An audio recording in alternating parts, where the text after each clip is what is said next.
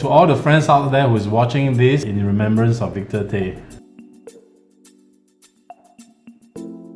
This week's guest is Bob Tan, a stockbroker with Affin Hwang Capital, who has been in the market for more than 35 years. He has gone through many financial crises, including the 1997 Asian meltdown, which almost bankrupted him. How did you develop your career in Malaysia after you came back from UK? Actually, I came back when I finished studying in the mid-70s, and it was actually a rather difficult time because there was a crisis in Singapore, the OCBC.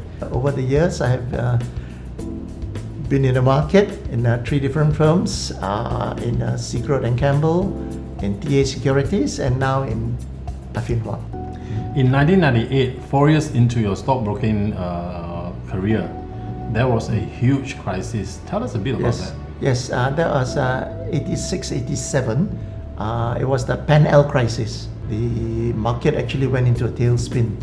But then the government started spending money. And the fact that the government spent the money must manage to pull the whole economy up with it.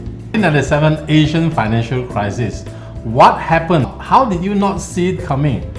And how did you dig yourself out of it? Because you see, at one time the banks and the brokers were lending money indiscriminately.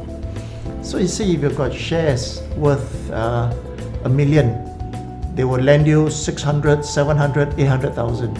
And of course, you use that to buy more shares. But what happened when the share prices dropped? And the prices dropped, it dropped to 5%. Some counters dropped to 5% of its value. So your 1 million worth of shares become worth maybe 50,000, 100,000, but your loan is still 600, 700, plus interest, 800. That is what killed the market. Tell us a bit on 2008, the subprime crisis. The subprime actually was an American-led crisis. And how did it happen? They gathered all the mortgages and they refinanced it. So they actually went down the same road that we did in the Asian financial crisis. Today's crisis, what is your view on this? There's no economic activity, and this ultimately, we don't see it yet, but it will affect and it will impact us quite badly down the line. Because people are not spending because they cannot go out. There's no multiplier effect on money, on the movement of money, and this would have a very adverse effect on the economy to come, I fear.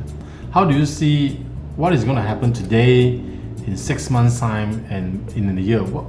The stock market crashed in the first month of the MCO because it is the fear. The fear is pervading the whole market at the moment.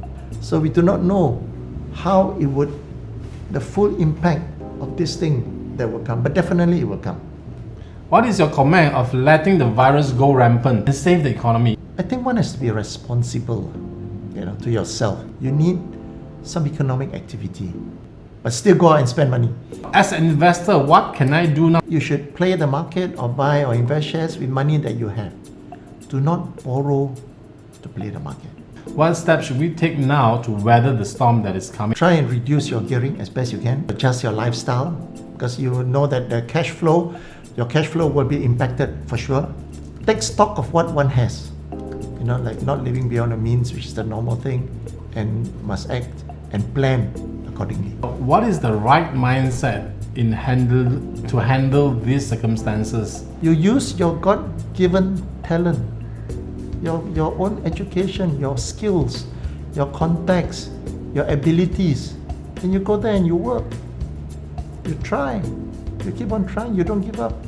You keep on trying. You work. With the understanding that it will be fine. And it actually, slowly by slowly, things improve. Things get better. Problems get solved. But it comes ultimately from you. Your own work. Your own doing. And that, I think that is the right mindset. How much has faith helped you to overcome crisis after crisis that came your way? Yes, I think it is this belief. It is this belief that you will be taken care of, it will be all right, it will be fine, things will be okay in the future, at some point in the future. And I think yes, it plays a big role.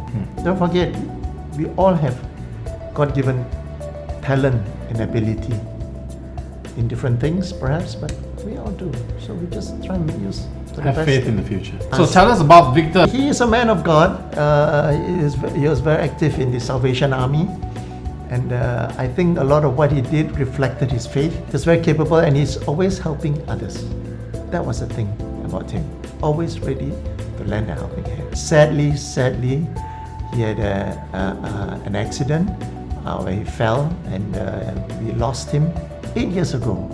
To all the friends out there who's watching this in remembrance of Victor Tay,